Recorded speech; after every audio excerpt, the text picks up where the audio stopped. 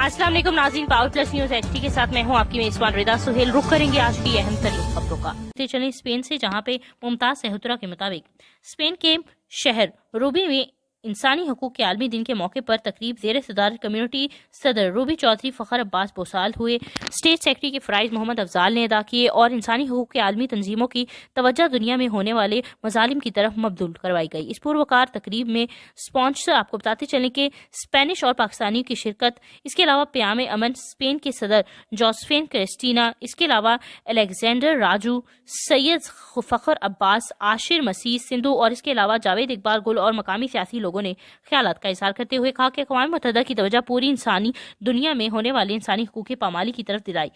कश्मीर, फ़लस्तीन और पाकिस्तान में मसीही कमसिन बच्चियों की तब्दीली, मजहब और जबरी शादियों की भी मजम्मत की और हुकूमत वक्त से मुतालबा किया कि वह कानून साजी के जरिए ऐसे वाक़यात को रोके। चौधरी फ़खर अब्बास बोसाल ने मेहमानों का शुक्रिया अदा किया और इंसानी हकूक़ के आलमी तंजीमों से अपील की कश्मीर समेत दुनिया में होने वाली इंसानी हकूक़ की पामाली का फौरी नोटिस ले।